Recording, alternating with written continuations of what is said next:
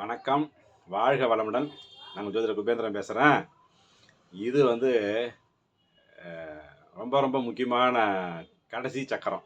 அதாவது மூலாதார சக்கரம்.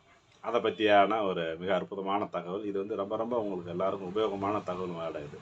ஏன்னா இந்த மூலாதார சக்கரம் நல்லா வேலை செஞ்சுன்னு வச்சுக்கோங்க, பணப்பெருக்கம் அதிகமாக இருக்கும் இது உங்களுக்கு. சரிங்களா?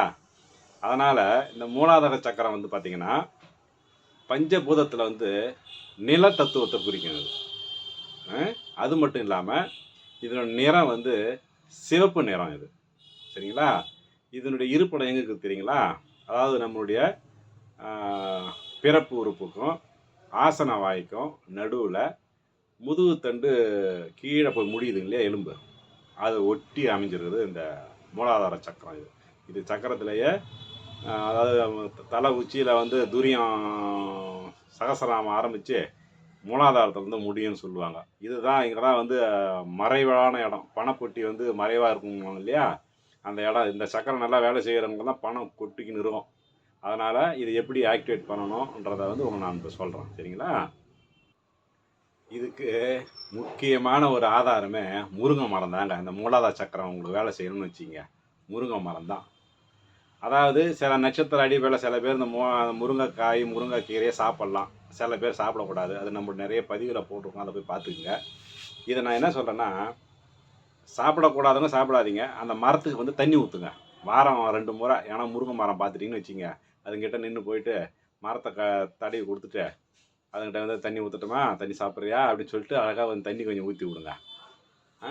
அது மட்டும் இல்லாமல் அதை ஊற்றலாம். அதுக்கப்புறம் அந்த முருங்கைக்கீரையை காயை வாங்கி ஒரு ஏழை எளியோருங்களுக்கு அதை அவங்களுக்கு கொடுக்கலாம். இப்போ கீரை கூட நம்ம முருங்கைக்காய் கொடுத்து வாங்கிக்குவாங்க இல்லையா, அதே மாதிரி வாங்கி கொடுக்கலாம். சாப்பிட்றவங்க என்ன பண்ணலாம், முருங்கைக்கீரை பூவு காய் இதெல்லாம் சாப்பிட்டுவாங்க. சாப்பிட்டு வந்தீங்கன்னா கண்டிப்பாக அவங்களுக்கு பணப்பெருக்கம் ஏற்படும். இப்போ நீங்கள் நினைப்பீங்க, என்னோட நாங்கள் தான் வாரம் 2 தான் சாப்பிட்டு வரோம், பணம் கூட்டிகிட்டு தான் நினைப்பீங்க. இந்த ரகசியம் இருக்குது. எதனா சில பேர் சாப்பிட்லாம், சில பேர் சாப்பிடக்கூடாது. இப்போ நான் பார்த்தீங்கன்னா திருவோண நட்சத்திரம், என்னோடய லக்னம் ரோகிணி. எனக்கு இந்த முருங்கைக்கீரை ஆகாது, நான் சாப்பிடக்கூடாது. சரிங்களா? இந்த முருங்கைக்கீரை பூசத்துக்குரியது, பூச நட்சத்திரத்துக்குரியது. அதனால் நான் சாப்பிடக்கூடாது, நான் தானம் கொடுக்கணும். அதேமாதிரி ஒவ்வொருத்தவங்களுக்கும் ஒரு நட்சத்திரத்துக்கு அமைப்பு இருக்குது, அவங்க தான் சாப்பிட்ணும், சில பேர் சாப்பிடக்கூடாது. சரிங்களா? இந்த மூலாதார சக்கரத்துக்கு இயக்கிறதுக்கு இந்த முருங்கை மரம் தான் மிக சிறந்த ஒரு மூலிகை. சரிங்களா? இந்த பதிவு உங்களுக்கு பிடிச்சதுன்னா லைக் பண்ணுங்கள், ஷேர் பண்ணுங்கள். நன்றி, வணக்கம். 7 சக்கரமும் சொல்லியாச்சு. சரியா? ரொம்ப நன்றி, வணக்கம்.